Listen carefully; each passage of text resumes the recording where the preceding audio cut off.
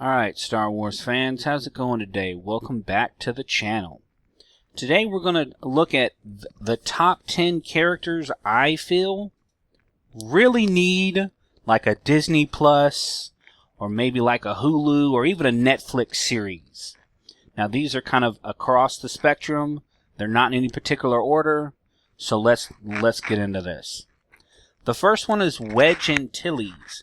Now, I understand the original actor is a lot older now than he was back in the day. But the character of Wedge, became more than just a pilot. He became a general. He ran a special operations unit. He even told the Galactic Republic to go shove it, and he left. He actually left being a general, went home to his home planet, and then ended up being the military advisor to Luke Skywalker. There's so much good history and just goodness, good stories that are there in Wedge's history that he really does deserve his own series. The second one is Mara Jade. Now, I understand Disney may not have the license for most of these people. However, Mara Jade started out as an Imperial operative, then became the Emperor's hand, then became a bit of a swashbuckler. She kind of got into intelligence, third-party operatives, became a Jedi, fought Thrawn, became a mom. I mean, even in the New Galactic Republic, she was still a badass. So honestly, I think she deserves her own series. Third one is Darth Bane. My man Darth Bane deserves his own series.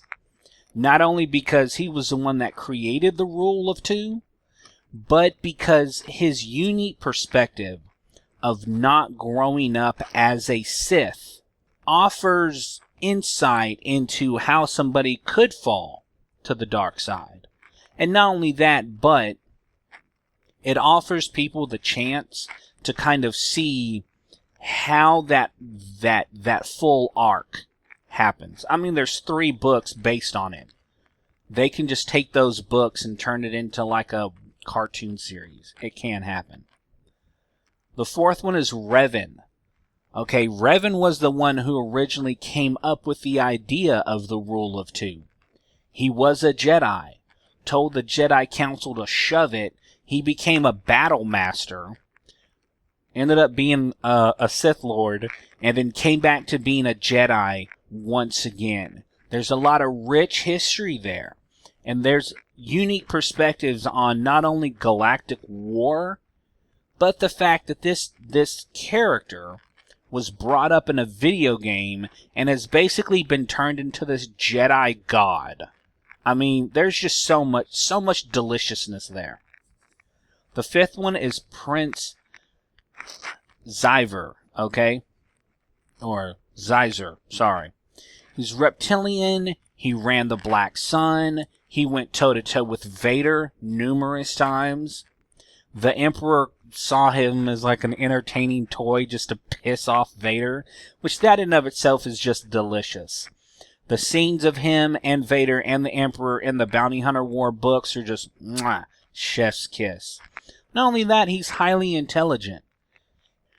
The sixth one is Zuckuss.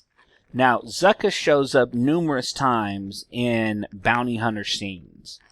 He started out as a bounty hunter. He actually joined the rebellion and left being a bounty hunter because the rebellion actually treated him nice. In the Bounty Hunter War books, he's usually teamed up with one or two of the more kind of lesser known bounty hunters to kind of go up against Boba Fett. But the character's very rich, and he's an expert seeker, not a Harry Potter seeker, but he can find things. But he joined the rebellion simply to infiltrate it. And his story arc and his character change was really, really great. The seventh one is actually Boba Fett's daughter. Yeah, I'm going to say that for those in the back. Boba Fett's daughter. Okay? Alien Vel. Not only did Boba Fett not really know she still was alive, but the fact that she actually took on his persona when she thought he was dead. So the whole bounty hunter, the whole, Black Widow-esque kind of badass. There's a lot of rich history there and a lot of rich stories that could offer a lot of entertainment. The 7th one is Kyle Katarn. Now, of course, he's shown up in a couple of video games to widespread applause. People really liked the character. He ended up joining Luke's Grand Council for the Jedi Order, but he was a stormtrooper. Left, joined the rebellion. He was the one who originally went up against the Dark Troopers. The ones we see in The Mandalorian. So there, again, there's a lot of great story there.